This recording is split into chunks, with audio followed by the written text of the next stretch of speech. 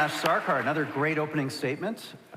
Sir Rees-Mogg, you're up with your opening statement. Similarly, 6 minutes on the clock for you to make your argument. Well, thank you, Mr. Chairman. Ladies and gentlemen, all politicians always say what a pleasure it is to be wherever they're speaking.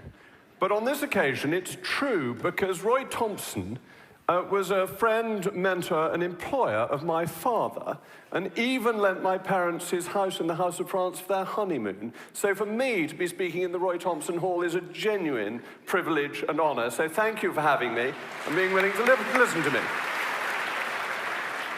So the real question about liberalism, as George explained, was about the individual. Who do you think should be in charge of your life? Should it be you, or should it be the state?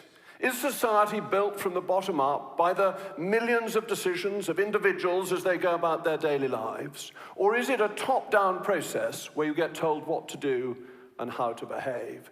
And let me go back in history way beyond the last 200 years, because the first liberal was in fact Prometheus. Because when Prometheus came down from Olympus and gave mankind fire, he was giving us freedom, and he was going against the consensus on Olympus that mankind shouldn't have fire. So we start liberalism very early in our prehistory. And when we look around the world, we see that it's liberal societies and liberal economies that have succeeded. Where is the empire of Rome or of Carthage? Where is the Ottoman Empire? But where, more up to date, is the Soviet Union, lost in dust. But the Soviet Union had one of the fastest growing economies in the world from the 1930s through to the 1960s. But it didn't have a liberal society to make that possible or continuous.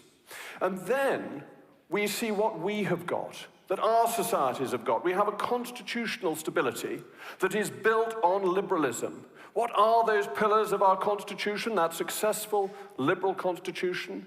Yes, they're the rights of property. They're freedom of speech. They are democracy, and they are the rule of law. These liberal ideas protect and shelter us and provide us with stable government, even when politicians make mistakes. The rule of law. The state is not above the law. You can trace this back to the 15th century. Sir John Fortescue saying the King of England was beneath the law. A fundamental safeguard against arbitrary government. Democracy. You can chuck the blighters out.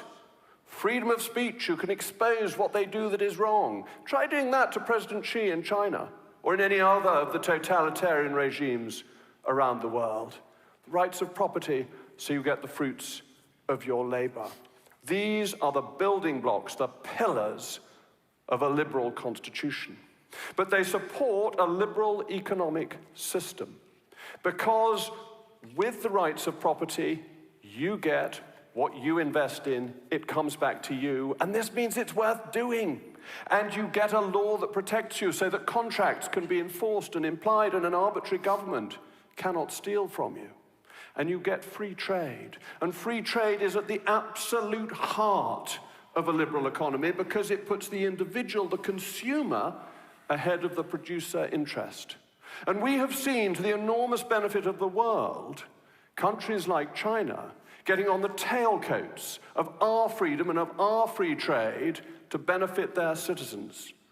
Did you know that in 1990, 36% of the world lived in absolute poverty, 1.9 billion people, and that now that's down to 9.2% of an increased population, so 719 million people. That hasn't come about because of some accident or divine providence. It's come about because of liberal economic policies that allowed the poorest countries in the world to trade with us. And we bought their goods, whether from Bangladesh or from China, and lifted millions into the hundreds of millions out of absolute poverty because of our liberal economic values. And then what about a liberal society? I go back to my point. Who do you think in society should choose how to lead their life? You or the state? And what do people want? What do individuals want? They want families. They want to be part of a society and a community, and you can trust people to make good choices for themselves.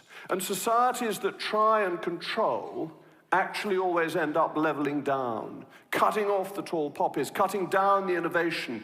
It is individuals and individual choice in society that makes a success. And George mentioned religion.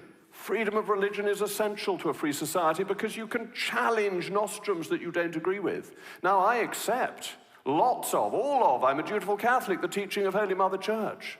But I do that through my free choice. I'm not forced to.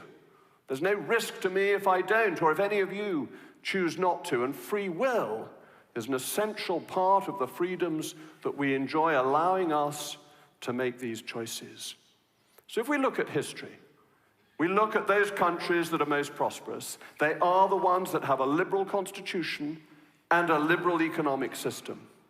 If we look at the countries that are most stable constitutionally, they are the ones that have a liberal system, a liberal constitution. If we look at how the world has grown more prosperous, in our countries and in others, it is because of free markets and liberal economics. So much has been contributed to what we enjoy. These are the pillars of our success. They have succeeded across the world, so others copy them. You should therefore vote for them.